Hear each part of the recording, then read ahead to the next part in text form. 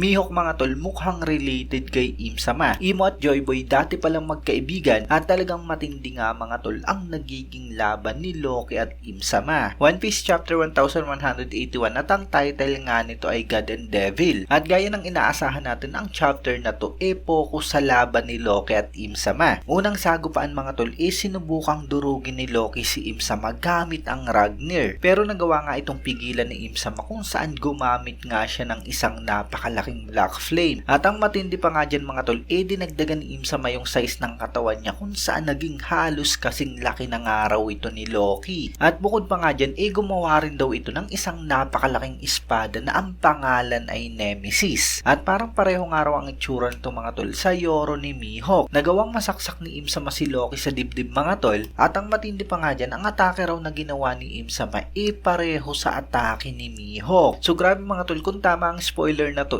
hindi imposible na talagang related nga si Mihawk kay Im-sama. Dati duda nga lang ito dahil sa pareho yung itsura ng mata nila, pero ngayon na parang pareho yung itsura ng espada nila at pareho yung ataking ginagamit nila, baka nga talaga related ang dalawa. Anyway, kahanga-hanga talaga mga tol ang kapangyarihan ni Im-sama dahil sa talagang kaya niyang tapatan si Loki. Nagawa niyang maging kasing laki nito kaya masasabi natin na pareho at patas nga yung nagiging laban nila. Maihahambing nga rin natin sa Gear 5 ni Luffy kung saan kaya nga rin itong maging isang giant. Kasunod, in-explain ni Im-sama na yung kagustuhan ng isang tao na magkaroon ng kapangyarihan napupunta nga sa pagiging korap nito, kung saan dun nga raw mas madaling makuha ang kapangyarihan na yon. Ang tao gumagawa ng kasunduan at pag nagsama-sama ang tatlong bagay na yun, ang Dominion nag-a-arise. So mukhang nangyayari dito mga tol, gusto ni Im-sama na magkaroon din ng kasunduan sa kanya si Loki o maging isa nga itong God's Knight. At yung way nga ng pagkakasabi niya mga tol at kung paano niya ituring ang isang tao,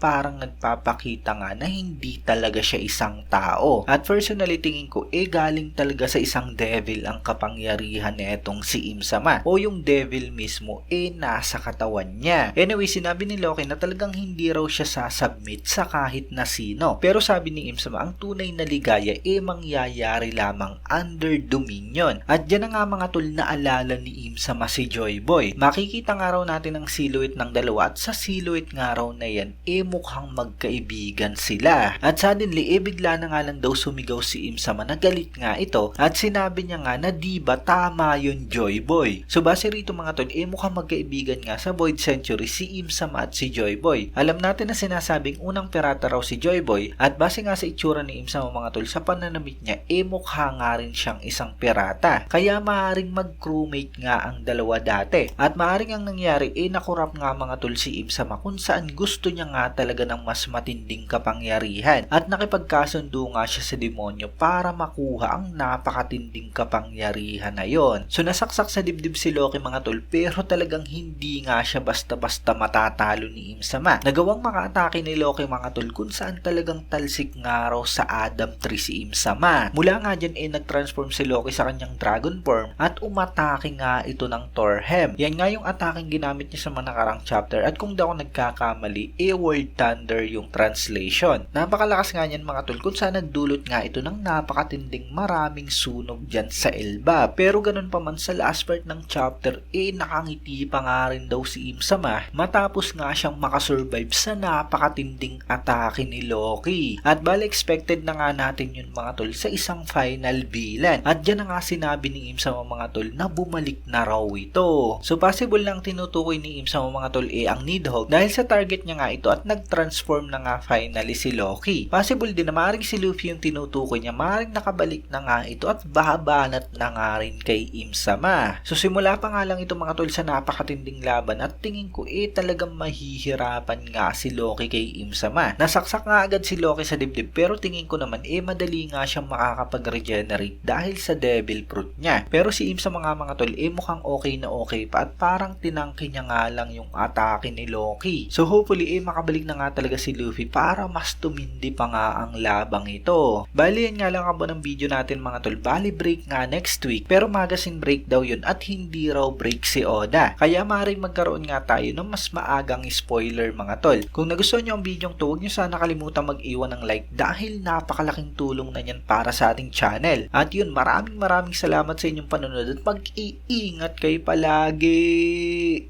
Bagang!